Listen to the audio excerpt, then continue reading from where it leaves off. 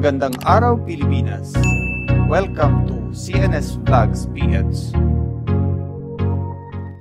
Mga katropa, ipapakita ko sa inyo ang aking koleksyon na 1 sentimo. Nakalagay dito ang imahe ng ating bayani na si Lapu-Lapu.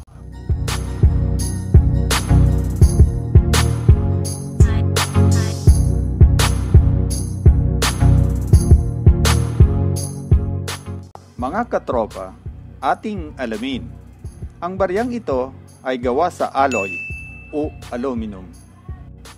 At ang baryang ito ay may 2 klase. Ang isa ay bilog at ang isa naman ay parisukat.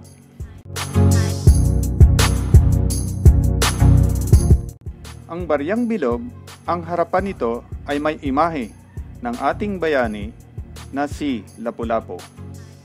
1 sentimo at nakaharap sa kaliwa. Ang likod naman nito ay may nakasulat na Republika ng Pilipinas at taong 1969. Ang baryang ito ay tinatawag na Filipino Series. Ito po ay yung taong 1967 hanggang 1974.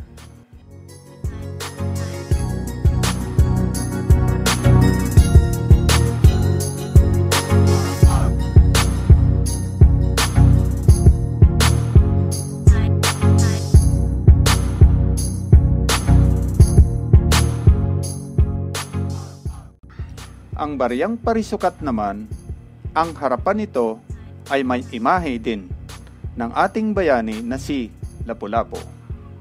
1 sentimo. Republika ng Pilipinas. At nakaharap naman po ito sa kanan.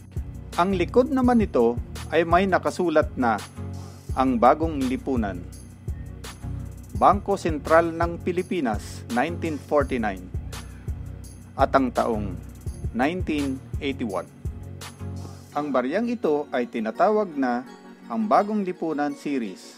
Ito po ay ang taong 1975 hanggang 1982. Mga katropa, ano nga ba ang kwento ng baryang ito? Sino nga ba si Lapu-Lapu?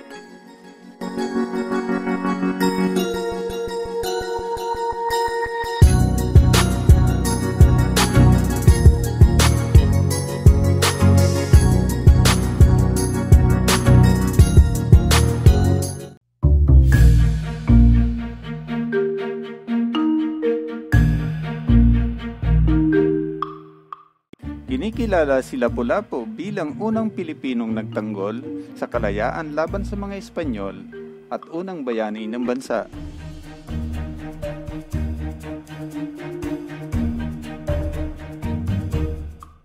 Si Lapu-Lapu ang dato ng Mactan, isang maliit na isla malapit sa Cebu. Nang dumating sa Pilipinas, si Fernando de Magallanes ay inaatas nito ang ilang pinuno ng barangay sa Cebu na magbayad ng buwis sa mga Espanyol.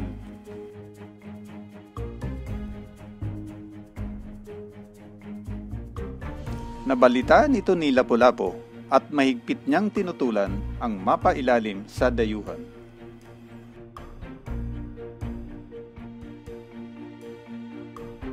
Noong ika-27 ng Abril, taong 1521, nilusob ng pangkat ni Magallanes ang Mactan.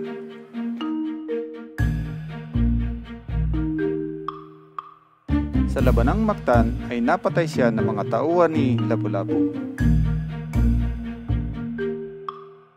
Noong taong 1961, naging lungsod ang bayan ng Upon sa isla ng Mactan at pinangalanang Lungsod Lapu-Lapu.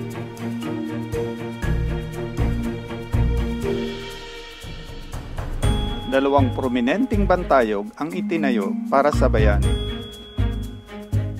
Isa sa Damba ng Mactan at isa sa Rizal Park sa Maynila. Makikita ang kanyang imahe sa sagisag ng Philippine National Police at sa lumang 1 sentimong barya ng Bangko Sentral ng Pilipinas.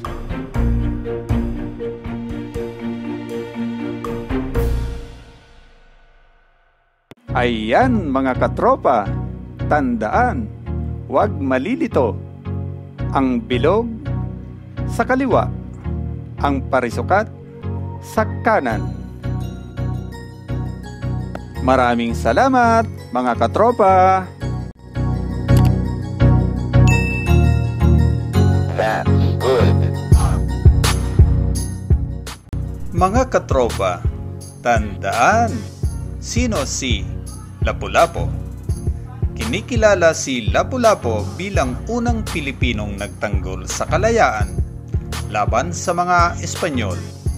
Si Lapu-Lapu ang dato ng Mactan, isang maliit na isla malapit sa Cebu, at kinikilala rin si Lapu-Lapu bilang unang bayani ng bansa.